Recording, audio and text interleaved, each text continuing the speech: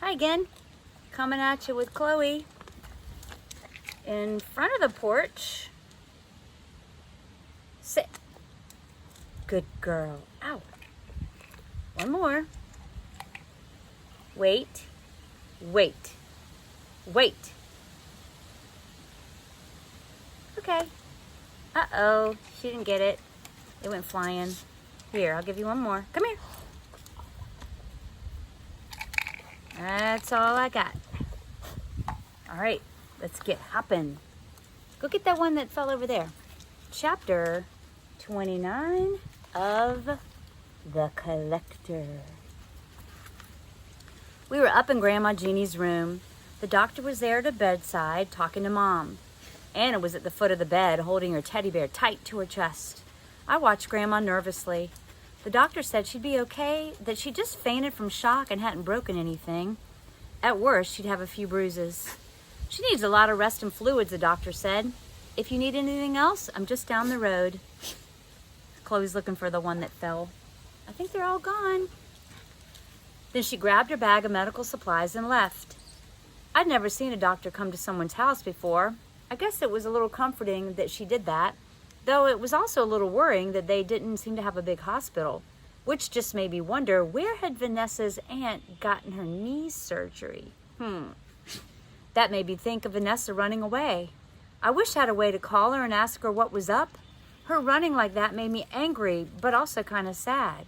I didn't know who I was angriest with, Grandma for freaking out or Vanessa for running off. Maybe I was maddest at myself for letting any of this happen in the first place. I knew having a friend over would be a bad idea. I knew everything in this town was a bad idea. It was only when Mom put her hand on my shoulder and led me out of the bedroom into my own that I realized I was crying. "Honey, what's wrong?" she asked. I opened my mouth, but how could I tell her what the truth was? That I felt responsible for Grandma fainting. That I was angry about living here and I wanted to run away. Don't run away. That, hey girl, there's no more treats in the cup. There's nothing left, see? Oh well. Where was I? That Vanessa was the only friend I had, and she would probably never talk to me again. Everything felt like it was all my fault, and nothing felt like it was my fault. All I could do was cry harder. Mom held me close and ran her fingers through my hair. "I'm so sorry you had to go through all this, honey, but Grandma will be okay." Girl, it's so empty.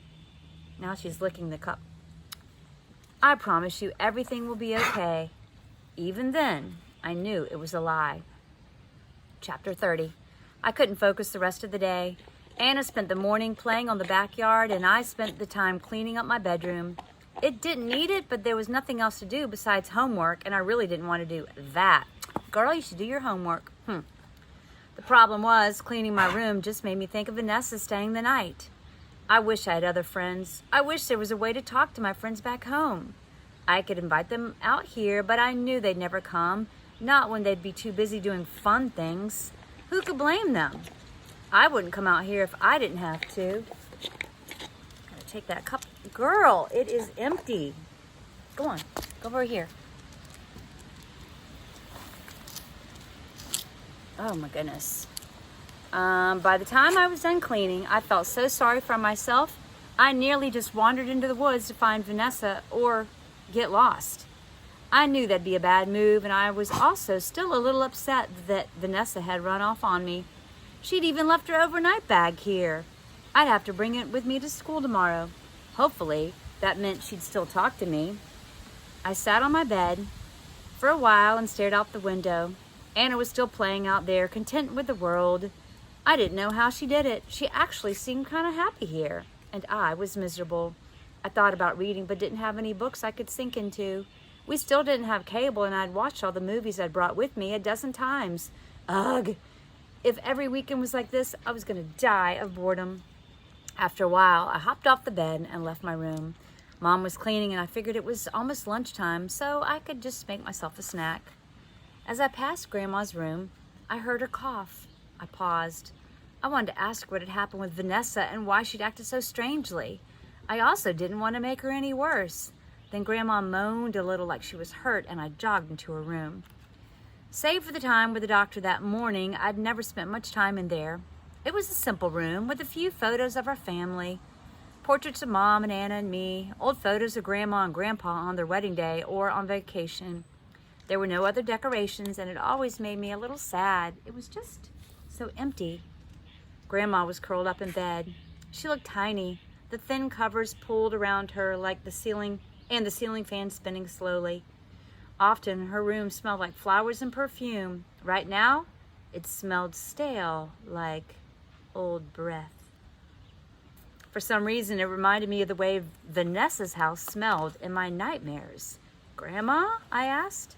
She rolled her head to look at me, blinking with tired eyes. "Josie?" she asked. Her voice was barely more than a whisper. All she'd done was fall. Yet she looked so incredibly sick. I felt even worse now for ever being angry with her. She was sick. It was so easy for her to forget that when she looked or acted normal. "Yes, Grandma?" I said. "Are you okay?" I stepped up to her bedside. She didn't just look sick, she looked ancient. She'd always had a brightness in her eyes and smile, and now that brightness was dimmed. Who was that girl today?" "Her name's Vanessa, Grandma. She's my friend." Then, despite myself, I thought, until you scared her off by yelling at her. Grandma shook her head. Can't be," she moaned again and rolled over. "Can't be what, Grandma?" But she didn't answer. She just curled in on herself like she was scared. "Grandma," I asked, "why did you—" "Beryl is coming," she shrieked, finding an energy I didn't know she still had. She turned over and grabbed my arm and looked me right in the eyes. "You've brought her in here. I can't protect you, not anymore." "Vanessa isn't Beryl," I said. I tried to wrench free from her grip, but her fingers were strong. "I don't know why you're so upset. She's my friend. She's just a girl." "She's already gotten to you," Grandma said. She let go and sank back into the pillows, looking even tinier and even more tired than before. She started to cry. "Beryl will get you. I'm tired, so tired. I can't protect you any longer." I didn't know why, but something in me snapped. Maybe it was just because I knew that Grandma was sick and that this was all in her head and that it was causing very real problems outside of the bedroom. "Beryl isn't real, Grandma," I yelled. "Stop acting like there's a monster outside when the only monster here is you." I turned and stormed out the door. She called my name. I didn't stop. I kept walking down the hall. That's when I realized she wasn't asking me to stop or to apologize. "Stay out of the woods," she was calling. "Beryl is coming for you."